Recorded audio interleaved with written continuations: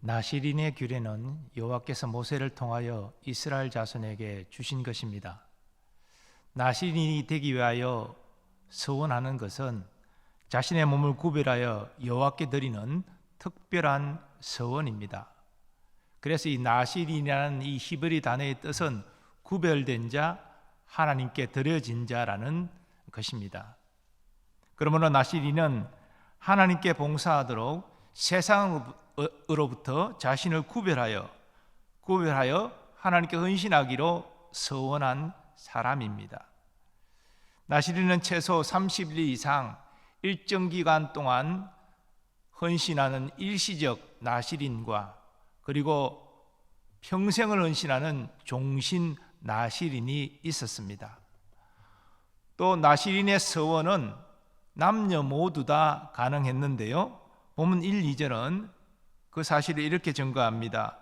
여호와께서 모세에게 말씀하여 이르시되 이스라엘 자손에게 전하여 그들에게 이르라.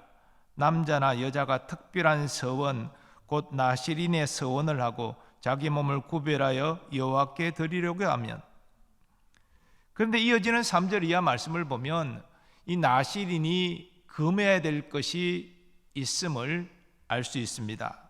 나시린이 하나님께 헌신하도록 서원한 자이기 때문에 일반 이스라엘 자손과 구별되는 거룩함이 엄격히 요구되었습니다. 나시린에 대한 엄격한 규정은 성막을 섬기는 제사장에게 엄격한 규례가 적용됨과 그 이치를 같이 합니다. 먼저 하나님은 나시린이 마시거나 먹지 말아야 할 것을 말씀하십니다. 포도주와 독주를 멀리하며 포도주로 된 초나 독주로 된 초를 마시지 말며 포도즙도 마시지 말며 생포도나 금포도도 먹지 말지니 자기 몸을 구별하는 모든 날 동안에는 포도나무 솟아는 씨나 껍질이라도 먹지 말지며.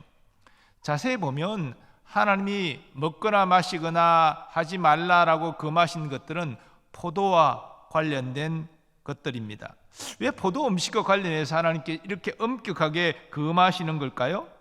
어떤 학자는 포도즙으로 유명한 이 가나안 문화의 악에 대한 거부 차원이었다, 그렇게 주장하기도 합니다. 그렇다면 이 규정을 나시린에게만 적용시키는 것은 납득할 수 없는 것이 됩니다. 포도 음식을 금하는 것이 가나안 문화를 대표하는 이 포도로 말미암아 악을 상징하는 것으로 이해한다면 이스라엘 전체가 포도 음식을 금해야 마땅하겠죠. 그러므로 나시린에게만 이 포도 관련된 음식을 금하시는 것은 나시린이 일반 백성들과 달리 하나님께 헌신하기 위하여 육신의 즐거움을 상징하는 이 포도 음식을 금하는 것으로 이해하는 것이 더 적절할 것입니다. 하나님께서 나시린의 서원을 한 자에게 또 요구하시는 것이 있는데요, 그것은 자기 몸을 구별하는 동안 머리를 깎지 말라는 것입니다. 그 서원을 하고 구별하는 모든 날 동안은 삭도를 절대로 그의 머리에 대지 말 것이라. 자기 몸을 구별하여 여호와께 드리는 날이 차기까지 그는 거룩한즉 그의 머리털을 길게 자라게 할 것이며. 하나님은 나시린으로 헌신하는 사람이 거룩하다고 말씀하시고 그 거룩함의 외적 표징이 머리에 있다라고 말씀하십니다. 이는 자기의 몸을 구별하여 여호와께 드리는 표가 그의 머리에 있음이라. 그러므로 나시린은 헌신하는 동안 머리에 삭도를 대면 안 됩니다. 머리를 깎으면 안 되는 것이죠. 긴 머리카락 하면 생각나는 사람이 있지요. 바로 삼손입니다. 삼손이 왜 긴 머리카락을 가졌습니까? 그가 나시린이기 때문에 그렇습니다. 삼손의 힘은 그 긴 머리카락에 있었습니다. 그래서 이 들릴라에게 속임을 당해서 이 머리털이 깎이고 난 다음에는 힘을 쓸 수 없었습니다. 그래서 블레셋 사람들에게 잡혀서 저들의 놀이개감이 되고 말았습니다. 그러나 삼손의 근본적인 문제는 머리카락이 잘렸다, 이게 아니라 나시린의 규례를 그가 지키지 않은 데 있다는 것입니다. 다음으로 하나님께서 나실인에게 요구하시는 것이 있습니다. 그건 시체를 가까이 하지 말라는 것입니다. 자기 몸을 구별하여 여호와께 드리는 모든 날 동안은 시체를 가까이 하지 말 것이요, 그의 부모 형제가 죽은 때라도 그로 말미암아 몸을 더럽히지 말 것이니, 이는 자기의 몸을 구별하여 하나님께 드리는 표가 그의 머리에 있음이라. 자기의 몸을 구별하는 모든 날 동안 그는 여호와께 거룩한 자니라. 여기 시체를 가까이 하지 말라라고 말씀하시는 것은 시체와 접촉하지 말라는 뜻입니다. 왜냐하면 시체는 부정한 것이기 때문에 나실인이 부정한 시체와 접하면 그 자신이 부정해지기 때문입니다. 나실인이 부정해지면 서원의 모든 이행은 무효가 됩니다. 다시 이 서원의 기간을 잡고 처음부터 다시 서원을 이행해야 됩니다. 그런데 하나님은 나실인이 부모나 형제나 자매가 죽을 때라도 그 시체에 접촉하지 말라라고 명하십니다. 이런 검령은 사실 대제사장에게만 적용되는 검령입니다. 제사장은 부모나 형제나 시집가지 않은 자매가 죽었을 때 그 시체에 손을 댈 수 있었습니다. 그 장례를 치를 수가 있었죠. 그러나 대제사장만큼은 부모님도 형제도 시집가지 않은 자매도 죽었을 때 장례에 참석할 수가 없습니다. 근데 나실인에게 그런 대제사장에 적용되는 엄격한 규례가 적용되고 있다는 것입니다. 결국 나실인이 대제사장에 준할 정도로 엄격하게 자신을 구별하고 하나님께 헌신하라는 것입니다. 종합하면 나실인은 하나님께 헌신하기로 서약한 그 기한 동안 포도 음식을 먹어서는 안 됩니다. 또 머리를 깎아서도 안 됩니다. 시체와 접촉해서도 안 됩니다. 이 모든 규례를 지켜야 했습니다. 바로 하나님께서 나실인에게 엄격한 거룩함을 요구하신 것이지요. 그것은 나실인이 섬겨야 될 하나님이 거룩한 분이시기 때문입니다. 그러나 사람은 완전하지 않지요. 우리는 우리 자신의 연약함 때문에 또는 외부 환경의 변화 때문에 어쩔 수 없이 하나님이 명하신 것을 지키지 못할 때도 있습니다. 오늘 9절 상황을 보면 나실인이 의도치 않게 하나님이 금하신 것을 어기는 상황을 증거합니다. 누가 갑자기 그 곁에서 죽어서 스스로 구별한 자의 머리를 더럽히면, 같이 있다가 옆에 있는 사람이 죽어 쓰러집니다. 쓰러지면서 나실인의 서원을 한 사람의 몸과 접촉을 한 것입니다. 이 갑자기라는 말을 통해서 알 수 있듯이 이것은 의도치 않게 우연히 발생한 상황입니다. 그가 질병으로 쓰러졌든지 아니면 적의 공격을 받아서 쓰러졌든지 어떤 상황이든지 예상할 수 없는 상황 가운데 그가 죽어 그 죽은 시신에 나실인이 접촉하게 된 이런 상황이지요. 그러나 그럴지라도 나실인은 어쨌든 하나님이 금하신 것을 어긴 것이 됩니다. 그의 몸이 부정하게 되었습니다. 그렇다면 그 부정함을 해소하는 절차를 가져야 됩니다. 시체와 접촉한 나실인이 부정함을 해소하는 절차는 다음과 같습니다. 먼저 시체를 만져 부정하게 된 나실인은 시체를 만진 지 셋째 날과 일곱째 날에 정결하게 하는 제물로 정결하게 하는 절차를 밟아야 합니다. 민수기 19장을 보면 관련 규례가 나옵니다. 사람의 시체를 만진 자는 이래 동안 부정하리니 그는 셋째 날과 일곱째 날에 제물로 자신을 정결하게 할 것이라. 두 번째로 시체를 만진 나실인은 일곱째 날에 머리를 밉니다. 완전히 민머리가 되도록 그렇게 밀게 됩니다. 왜냐하면 시체와 접촉한 부정한 표가 머리에 있기 때문입니다. 거룩함의 표도 머리에 있고 부정함의 표도 머리에 있기 때문에 하나님은 머리의 가락을 다 밀라 그렇게 명하십니다. 세 번째로 시체를 만진 나실인이 여덟째 날에 산비둘기 2마리나 집비둘기 새끼 2마리를 제사장에게 가져가서 한 마리는 속죄제물로 한 마리는 번제물로 드립니다. 이 비둘기는 곡식을 제외하고 가장 값싼 속죄 제물이었습니다. 그리고 네 번째로 시체를 만진 나시린은 속건제물로 1년 된 속건제물을 드리고 다시 서원의 기간을 정하였습니다. 속건제는 하나님의 성물에 범죄하거나 또는 다른 사람에게 해를 입힌 경우 드리는 제사입니다. 근데 이 속건제물을 드려야 된 이유는 나시린 자체가 하나님께 바쳐진 헌물의 일종이었기 때문에 그 헌물이 우연치 않게 시체와 접촉해서 부정해졌잖아요. 그래서 기존의 모든 헌신이 무효가 되었지 않습니까? 그렇기 때문에 속건제사를 드리라 그렇게 명하고 계신 것입니다. 이어서 하나님은 나시린이 이 서원의 기간을 완료한 후에 드릴 제사 의식을 말씀하십니다. 자기의 몸을 구별한 날이 차면 그 사람을 해망문으로 데리고 갈 것이요, 내가 1년 헌신하겠습니다 서원했는데 1년을 잘 헌신을 마쳤습니다. 그러면 해망문으로 데려가라, 바로 해막에 있는 제사장에게로 데려가라는 의미입니다. 그리고 서원을 완료한 나시린이 하나님께 드릴 제사 목록이 있습니다. 이렇게 정리가 됩니다. 먼저 번제물입니다. 1년 된 흠없는 순양 한 마리, 또 속죄제물로 1년 된 흠없는 암양 한 마리, 그리고 화목제물로 흠없는 순양 한 마리, 그리고 무교병 한 광주리, 기름 섞은 곡식가루로 만든 빵, 기름 바른 무교 전병들과 그 소제와 전제, 이렇게 제사 목록이 준비가 되어야 됩니다. 그리고 선을 완료한 나시린의 의식 절차, 그 완료하는 절차는 이렇게 됩니다.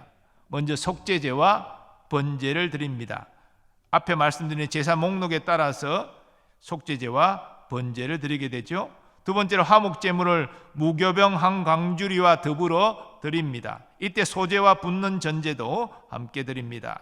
세 번째로 나시린이 머리를 밀고 그 머리털을 화목제물 밑에 있는 불에 두어 태우게 됩니다. 그리고 네 번째로 제사장이 삶은 순양의 어깨와 광주리에서 취한 무교병 하나와 무교 전병 하나를 나시린의 두 손에 올려놓습니다. 그리고 제사장이 이를 취하여 요 앞에 요제로 흔들어 드립니다. 제사장이 요 앞에 요제로 흔들어 드린 것은 결국 제사장 몫으로 돌아가게 됩니다. 자, 우리가 나시린의 규례, 특별히 나시린의 서원을 완료한 이후에 어떤 제사 목록을 가지고 제사 절차, 의식 절차를 밟느냐, 이거 과거 유대인에게는 중요했겠지만 사실 오늘날 우리는 이런 의식 절차를 거칠 필요가 없기 때문에 중요하지 않습니다. 이거 여러분들 기억하지 못해도 괜찮습니다. 어쨌든 하나님은 나시린의 서원을 한 사람이 중간에 부정해질 때 그 부정함을 깨끗게 하는 절차를 말씀하셨고, 다시 서원의 기간을 두고 이행하라 말씀하셨고, 서원 기간을 아무 문제 없이 잘 완료한 사람은 그냥 끝나는 것이 아니라 이런 의식 절차를 통해서 그 모든 것을 완료하고 다시 일반인으로 돌아와서 이제는 포도 음식도 먹을 수 있고 머리도 깎을 수 있고 시체와 접촉해도 부모의 그 상을 치를 수가 있고, 이게 다 가능하다는 것입니다. 근데 그런 절차를 통해서 다시 일반 이스라엘 자손으로 삶으로 돌아올 수 있다는 것입니다. 자, 그런데 21절 오늘 본문 마지막 절을 보면 나시린의 서원 완료 의식과 관련해서 하나님께서 말씀하십니다. 이 외에도 힘이 미치는 대로 하려니와. 하나님께서 나시린의 서원 완료 의식 절차를 정확하게 규정해 주셨습니다.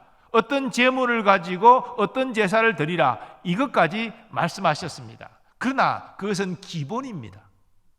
그 이상 양으로 속죄제사와 번제를 드리라라고 말씀하셨지만 저는 소로 드리고 싶습니다.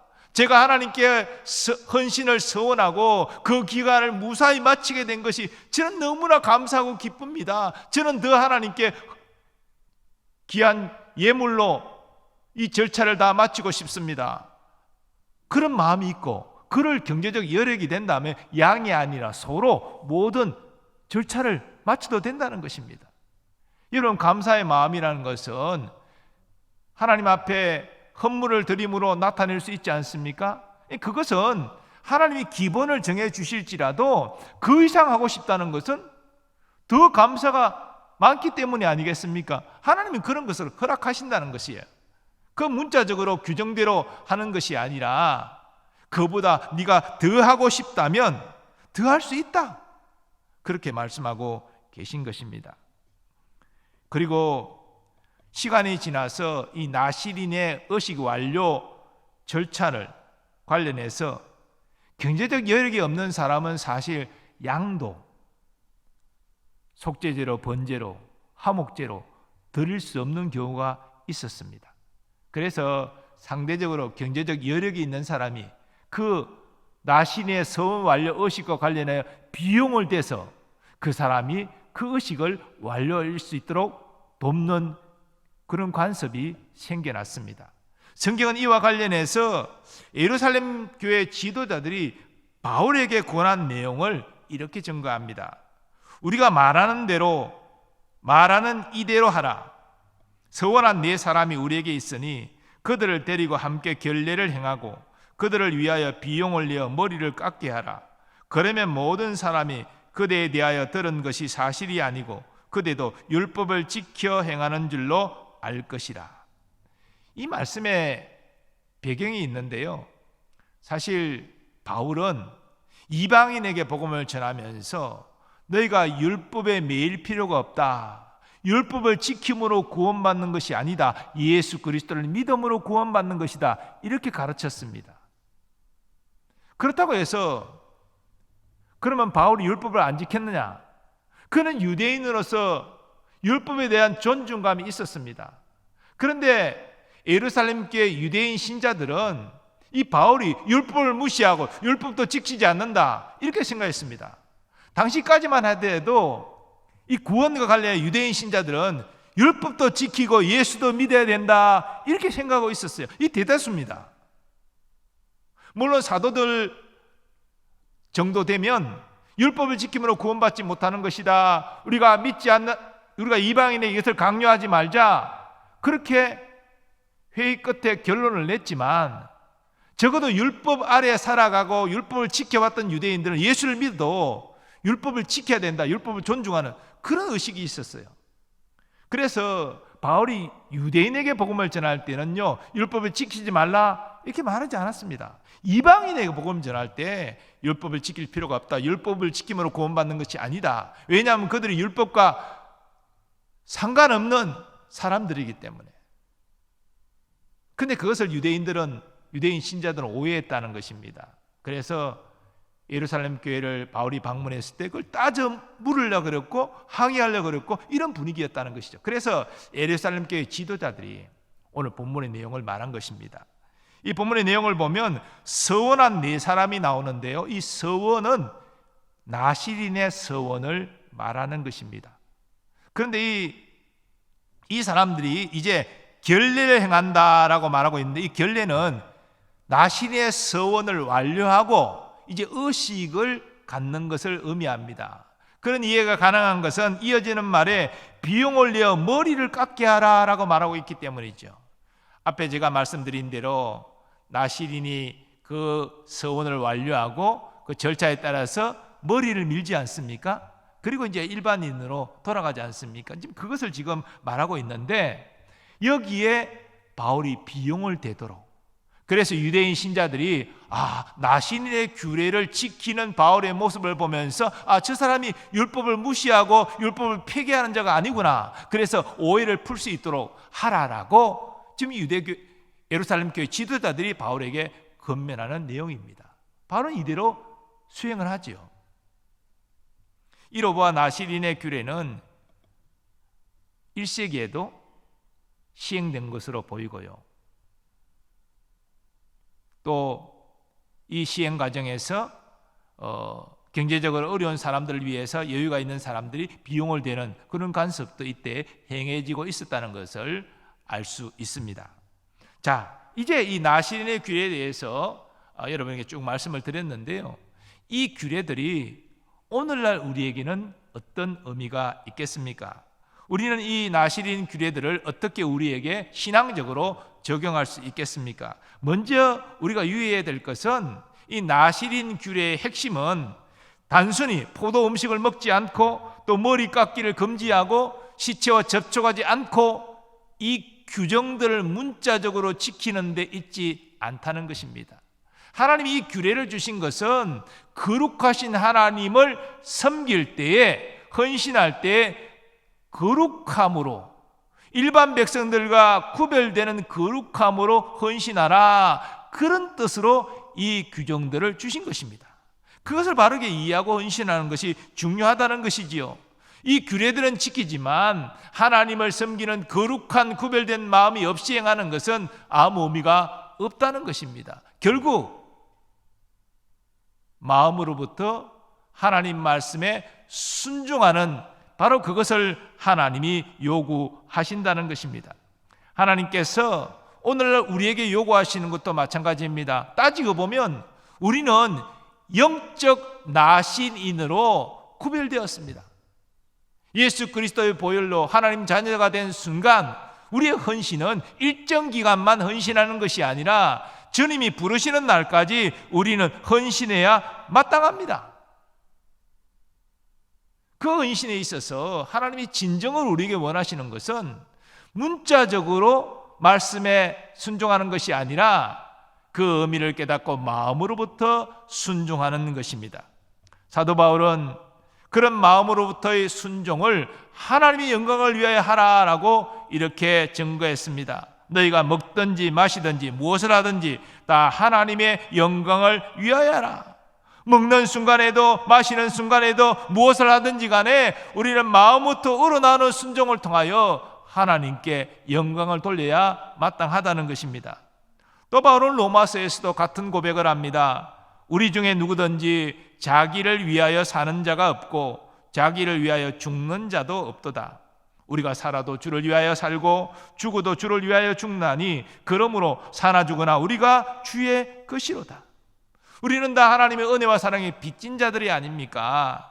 그러므로 온 마음으로 순종하는 것이 중요하다는 것입니다. 때로는 우리가 하나님 말씀을 좀 이해하지 못할 때도 있습니다. 또 내 상황에 맞지 않는, 적절하지 않은 말씀처럼 느껴질 때도 있습니다. 그렇게 우리가 우리의 생각과 우리의 상황으로 판단하면 온전한 순종이 되지 않습니다. 주께서 말씀하셨사오니 나는 이런 생각이 들지만 내 상황은 이렇지만 그러나 내가 순종하겠습니다. 이것이 하나님이 원하시는 헌신이라는 것입니다. 그리고 우리의 헌신은 앞에도 잠깐 말씀드린 대로 시간 제한이 없습니다. 하나님이 부르시는 날까지 우리는 영적 나실이면서 헌신해야 마땅합니다. 어떤 분들은 재직 때만 하나님을 위하여 헌신하지, 내가 재직 은퇴했는데 뭔 헌신하고 뭔 봉사하고 뭐 그럴 것이 있겠나, 이렇게 말씀하시는 분이 있는데요. 여러분, 이렇게 예배 드리는 것도 하나님께 헌신하는 거예요. 찬양하는 것도 하나님께 헌신하는 것이고 기도하는 것도 하나님께 헌신하는 것입니다. 이 헌신은 하나님이 부르시는 날까지 끊어질 수가 없는 것입니다. 그러므로 하나님이 부르시는 날까지 주의 영광을 위하여 살아가는 여러분 되시기를 바랍니다. 어디서 무엇을 하든지 그리스도의 향기를 나타내고 그리스도의 사랑을 바라는 여러분 되시기 바랍니다. 그래 여러분이 만나고 관계하는 사람들이 예수 알지 못한다면 예수님 증거하는 여러분 되시기 바랍니다. 우리 이러한 헌신 가운데 우리와 함께 하시는 예수님을 경험하게 되는 것이고 예수님이 주시는 그 큰 기쁨을 누리게 될 것입니다. 이런 의미에서 우리는 우리 힘만으로 헌신하는 것이 아니죠. 우리와 함께 하시는 예수님이 주시는 능력으로 헌신해야 되겠죠. 곧 예수의 영이신 성령님이 주시는 지혜와 능력으로 우리는 헌신해야 됩니다. 그렇게 주신 능력으로 최선 다해 헌신할 때 주님께서 기뻐하고 영광 받으실 줄 믿습니다. 자, 그런데 하나님께서 우리에게 최선을 다한 헌신을 원하시는데, 온전한 마음으로부터 순종을 원하시는데, 그 이전에 우리에게 근본적으로 원하시는 것이 있습니다. 그것은 바로 사랑입니다. 성경은 우리가 먼저 하나님을 사랑한 것이 아니요 하나님이 우리를 먼저 사랑하셨다. 그 증거가 독생자 예수 그리스도를 보내시고 너희를 위하여 십자가에 매달아 죽게 하신 것이다 라고 증거합니다. 하나님이 먼저 우리에게 사랑을 베풀어 주셨습니다. 그 사랑을 받은 자로서 하나님을 생명 다해 사랑함으로 헌신하는 것, 이것이 하나님이 우리에게 원하시는 것입니다. 우리가 정말 주의 은혜와 사랑을 깨닫고 감사 감격한다면 하나님의 사랑함으로 헌신하는 것이 마땅하겠지요. 그리고 사랑함으로 헌신해야 우리는 지속할 수 있습니다. 사랑의 능력이 없으면 우리의 헌신은 오랫동안 지속되지 못합니다. 그것은 육신의 힘으로 하는 것이기 때문에 지속될 수가 없는 것이지요. 하나님이 원하시는 우리의 헌신은 하나님의 사랑을 알고 하나님을 사랑함으로, 교회를 사랑함으로, 또 이웃을 사랑함으로 헌신하는 것입니다. 그리고 또 주의 영광을 위하여 헌신하는 우리에게 하나님은 한 가지 더 근본적으로 요구하시는 것이 있습니다. 그것이 나시린의 규례를 통하여 확인하는 대로 세상과 구별되는 거룩함입니다. 우리는 거룩함으로 헌신해야 됩니다. 바로 나시린이 세 가지 금지 규정을 지켜야 되는 것이 바로 하나님이 너는 일반 백성들과 구별되는 거룩함을 내가 요구한다, 구별되는 거룩함으로 헌신하라, 이걸 지금 가르치고 계신 것입니다. 이것은 우리에게도 그대로 적용됩니다. 우리는 교회에서 무슨 봉사를 하든지 간에, 또 생업의 현장에서 어떤 일을 하든지 간에 우리는 세상과 구별되는 거룩함으로 주의 영광을 위하여 헌신해야 됩니다. 이 거룩함이라는 것은요, 세상 방식이 아니라 하나님이 가르쳐 주신 방식대로 하는 것입니다. 우리가 아무리 하나님께 영광을 돌린다라고 할지라도 세상 방식으로 해서는 안 됩니다. 하나님이 가르쳐 주신 거룩한 방식으로 해야 그것이 하나님이 기뻐하시는 것입니다. 그러므로 우리는 말과 행실에 경건과 절제가 있어야 됩니다. 그럴 때 우리는 거룩함으로 주의 일을 감당할 수 있습니다. 결국 헌신 자체도 중요하고 헌신의 열매도 중요하지만 헌신의 과정이 하나님이 기뻐하시는 방식대로, 거룩한 방식대로 행해지는 것, 그것을 하나님이 원하신다는 것입니다. 그러므로 하나님의 자녀된 우리는 한 손에는 주의 사랑을 들고 또 한 손에는 거룩함으로 무장해서 함께 주를 위하여 헌신해야 됩니다. 사랑만으로 안 됩니다. 거룩함만으로 안 됩니다. 사랑과 거룩함이 함께 가야 됩니다. 요한계시록에 아시아 7교회 중에 첫 번째로 나오는 에베소 교회를 보면 이 에베소 교회는 거룩함은 분명히 있었습니다. 주의 몸된 교회를 이단으로부터 보호하기 위하여 이단을 구별하고 철저히 싸웠습니다. 배격했습니다. 그래서 진리를 지켰습니다. 거룩함이 성공한 것이죠. 그러나 예수님은 이 에베소 교회를 책망하셨는데 그 이유가 뭡니까? 첫사랑을 잃어버렸다라는 것입니다. 첫사랑을 잃어버렸기 때문에 너희 교회가 지금 너무나 냉랭하구나, 서로를 판단하고 비난하고 있구나, 나는 너희 교회가 사랑을 회복하기를 원한다. 결국 주님께서 말씀하시는 것은 거룩함과 사랑이 함께 가야 된다는 것입니다. 우리의 신앙생활도 마찬가지입니다. 거룩함과 사랑이 함께 가야 하나님이 기뻐하시는 신앙의 모습이 나오게 되는 줄 믿습니다. 우리 예수님을 보십시오. 예수님은 이 땅에 얼마나 풍성한 사랑을 베푸셨습니까? 예수님의 사랑의 핵심은 이 말씀으로 대변될 수 있죠. 나는 섬김을 받으러 온 것이 아니라 섬기기 위하여 왔다. 나의 생명을 많은 사람의 대성물로 주려고 왔다. 여러분, 죄인들을 위해 자신의 생명을 내어놓은 것처럼 더 위대한 사랑이 어디 있겠습니까? 예수님은 사랑함으로 사역하셨습니다. 사랑함으로 십자가 달려 죽으셨습니다. 그러나 예수님의 사역과 삶이 사랑만 있었습니까? 거룩함이 있었습니다. 그래서 바리새인 서기관들에게 외식하는 자들이라고 책망하시고 저주하시기도 하셨습니다. 예수님 자신이 사랑과 거룩함으로 사역을 하셨다면 예수님을 닮고 예수님을 따라가야 될 우리도 마땅히 사랑과 거룩함을 함께 무장해서 사역을 감당해야 될 줄 믿습니다. 그럴 때 하나님이 영광 받으시고 선한 열매가 풍성히 맺히게 될 줄 믿습니다. 사랑하는 여러분, 우리는 하나님의 은혜로 부름받은 하나님의 자녀입니다. 그러므로 우리는 일생 영적 나시린으로서 주를 위하여, 주의 영광을 위해 헌신하는 것이 마땅합니다. 먼저 하나님 말씀을 문자적으로 지키는데 초점을 맞추는 것이 아니라 그 은혜와 사랑에 감사 감격함으로 온 마음으로 순종하는 우리가 되기를 원합니다. 특별히 한 손에는 하나님의 사랑으로 무장되어서 하나님의 사랑을 흘려보낼 수 있기를 소원합니다. 또 한 손에는 세상과 구별되는 거룩함으로 하나님이 기뻐하시는 거룩한 방식으로 주의를 감당함으로 사랑과 거룩함으로 주의 영광을 위해 헌신하는 우리 모두 되기를 소원합니다. 그때 하나님이 함께 하시고 풍성한 열매를 거두게 하실 줄 믿습니다. 하나님 아버지, 우리는 주의 은혜로 구원받은 영적 나시린들입니다. 우리가 주의 영광을 위하여 일생 헌신하는 것 마땅합니다. 온 마음으로부터 순종하는 우리가 되게 하여 주옵시고, 특별히 한 손에는 주의 사랑을 들고 한 손에는 주의 거룩함으로 헌신함으로 하나님의 기쁨이 되고 주께서 주시는 풍성한 열매를 거둘 수 있게 하여 주시옵소서. 예수님의 존귀하신 이름으로 기원하옵나이다. 아멘.